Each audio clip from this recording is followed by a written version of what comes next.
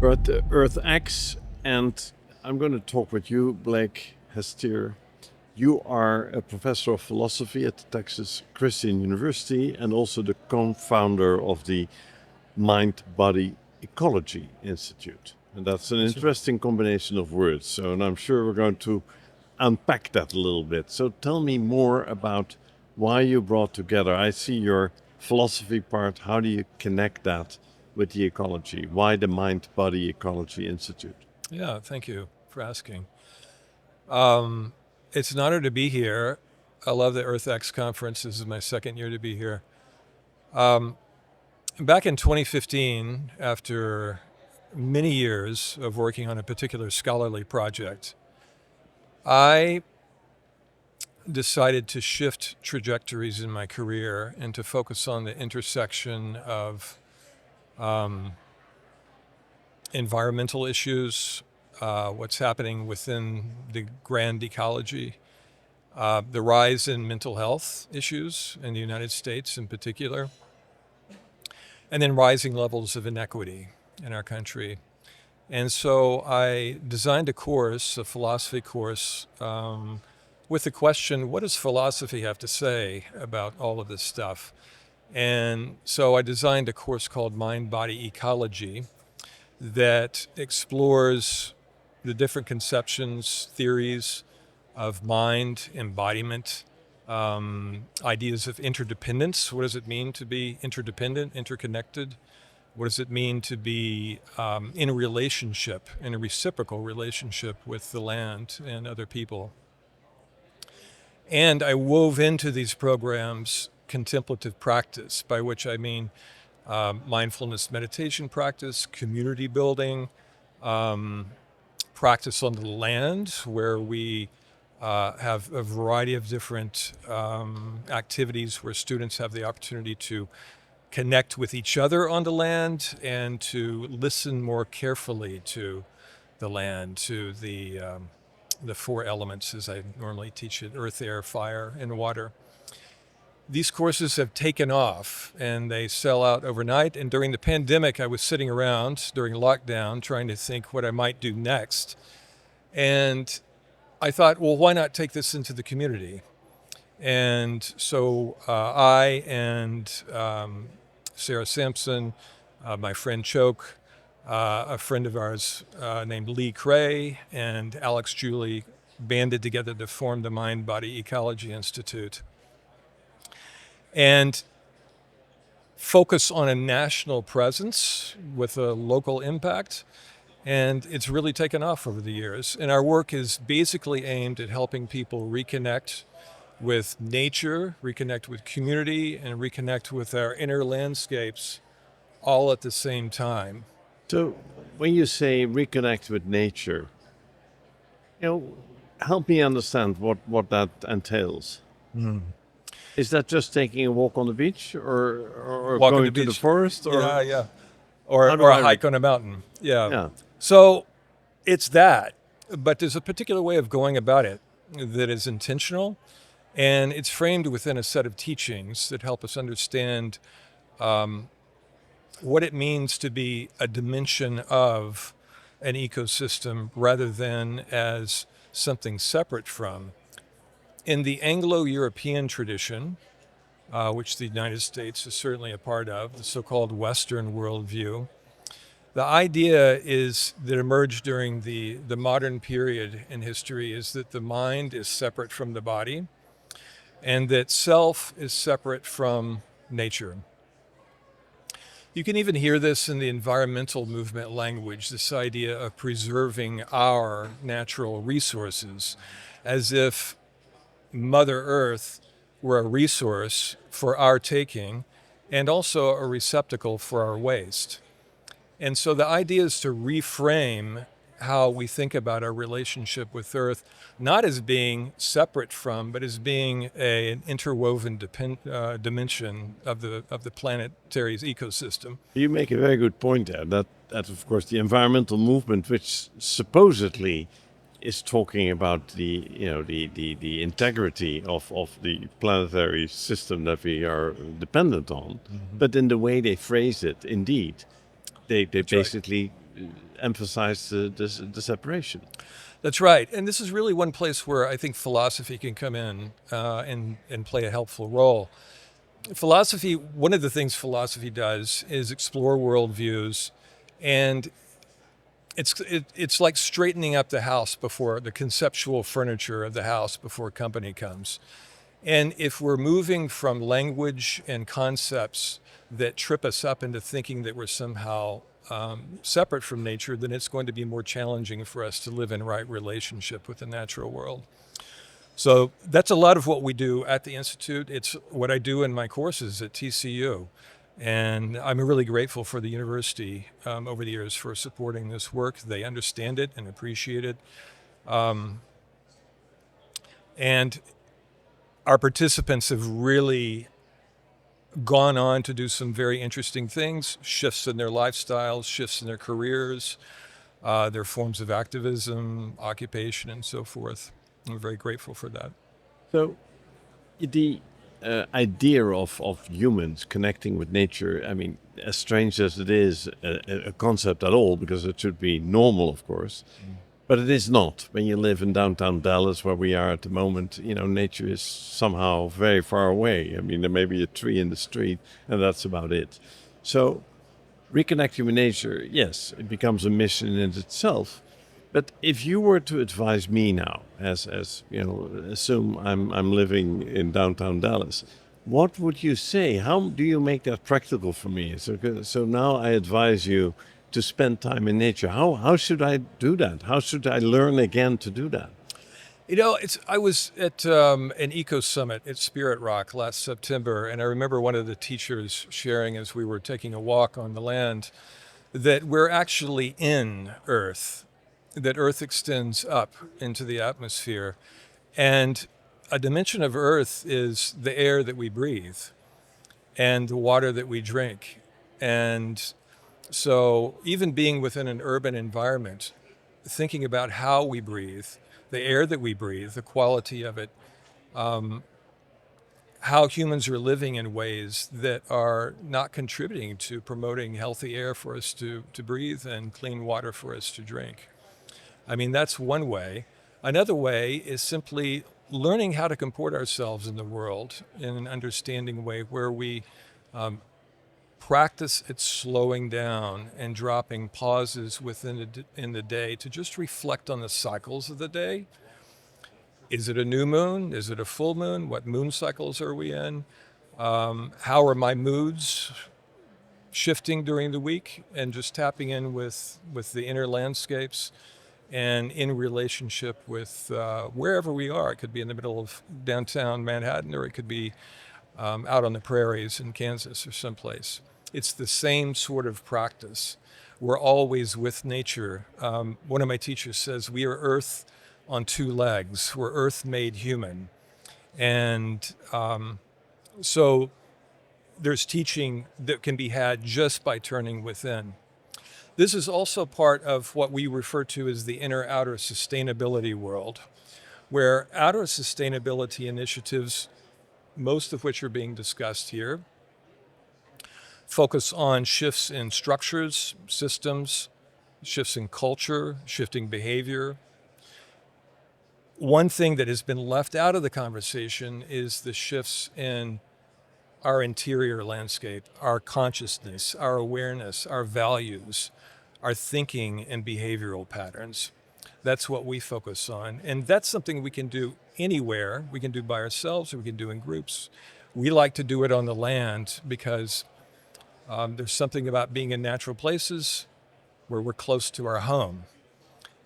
It's really interesting to me that the word ecology originates with the root is eco, which goes all the way back to the Greek word oikos, which means house or home. And so we really think of coming back into community on the land and moving through these practices and the teaching as a sort of coming home to ourselves and coming home to Earth.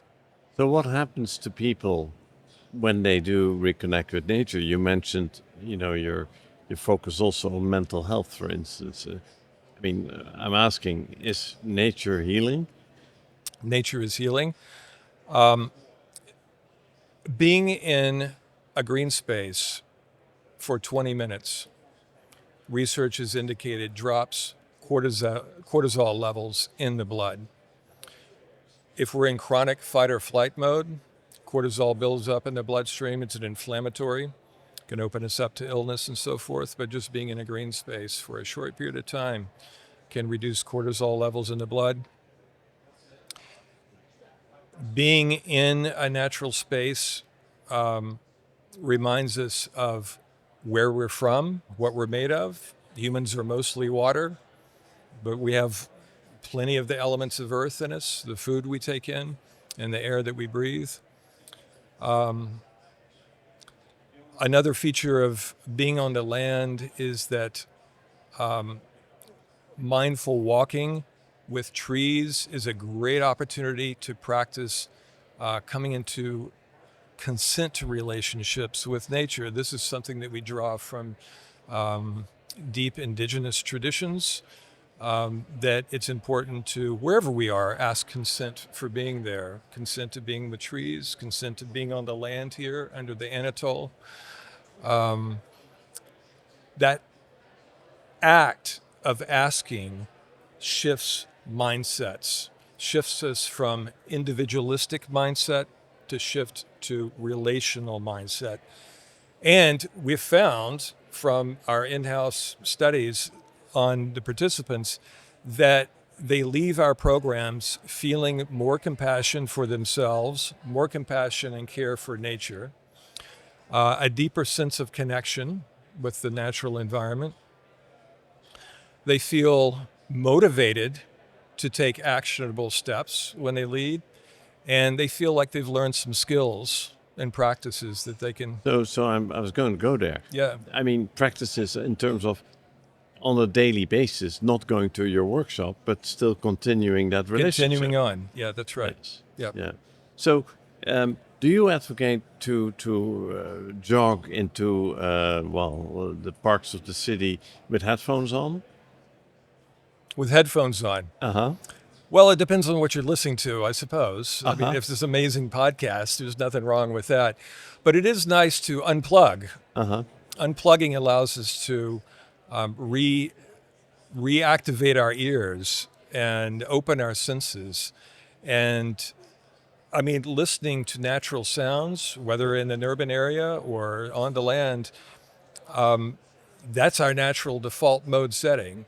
And so the more that we sit in front of screens and the more we plug our ears with earbuds and we listen to music and podcasts, all of which are great and interesting and so forth, but it results in us, even wearing shoes, it results in us feeling cut off and more isolated. There was an article that came out in the Atlantic magazine last year. The title was The Antisocial Century.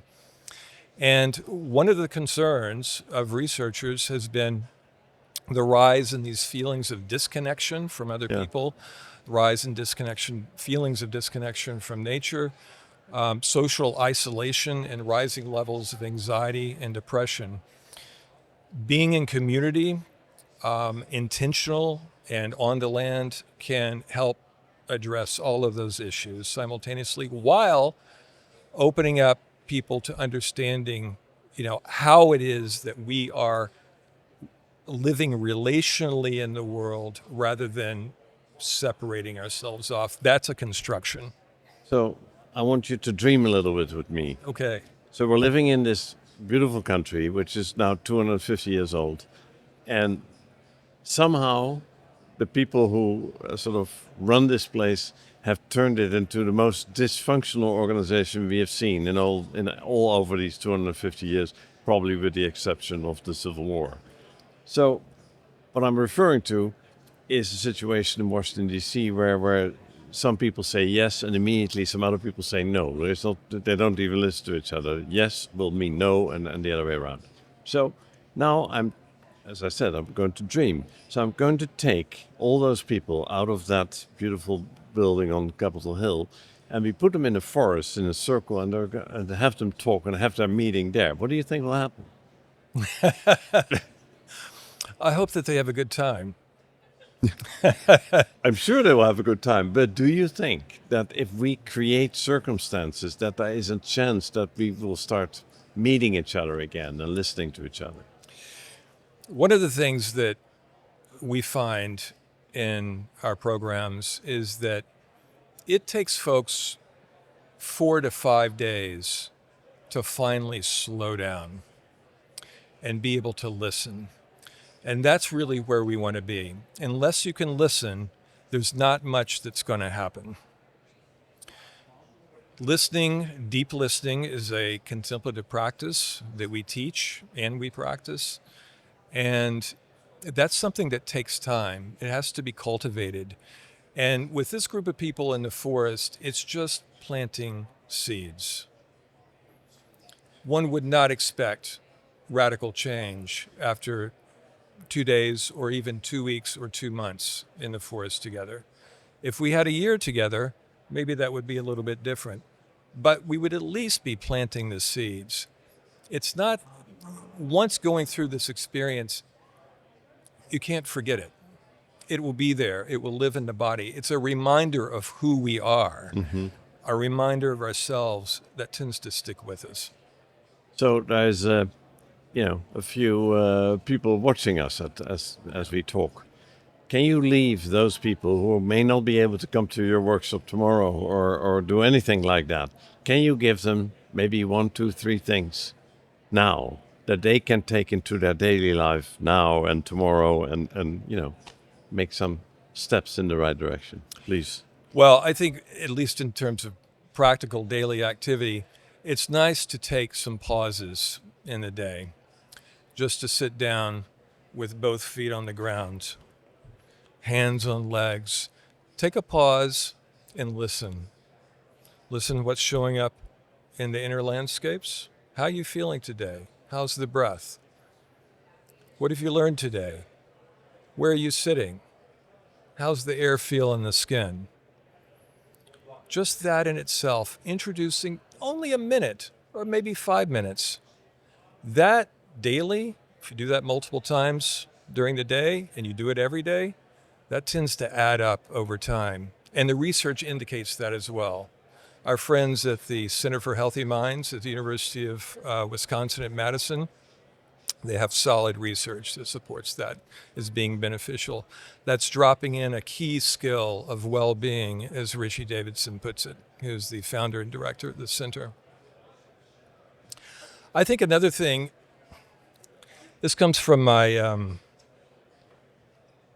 grew up in part on my great-grandmother's farm. She lived entirely off the land outside of Judsonia, Arkansas. She had no running water in her house. She had a 2-seater outhouse. We'd go together. And when I was a kid, they put me to work really young. And they had a lot of challenges they had to face. She didn't want to live that way. She lived that way because she was dirt poor. But she was happy. And one of the things I learned from her is that when heaviness comes in our lives, we can always bounce back. And that's the key idea behind resilience. All humans, and it's important to remember this every day, all humans have this innate capacity for resilience. And we're not alone when we reach times in life where we feel like the world is stacked against us. There'll be millions of other people who are there with us as well. And it's very important to remember that even when we're feeling really alone, we're still in this amazing human-animal community of living beings who suffer. And we have the ability to bounce back. So we close this with 1 minute closing our eyes. Closing our eyes, sure. Shall we do it now? Yeah. So may I guide it? Yes. So we like to end our practices by coming back to the sensation of our feet on the floor, mediated through our shoes and socks and concrete and carpet and all that stuff. But eventually all of that connects with Mother Earth. Nice grounding practice, checking in with the body, and drawing to mind one thing or someone or some event that you're grateful for right now, and offering some inner thanks for that. So for me personally, I'm grateful to have the opportunity to be here today at EarthX, this amazing event.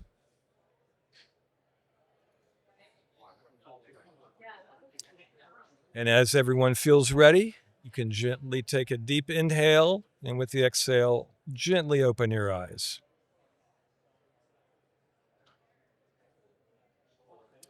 Thank you, Just Blake. a short practice. Thank you. Yeah, it's been nice talking with you.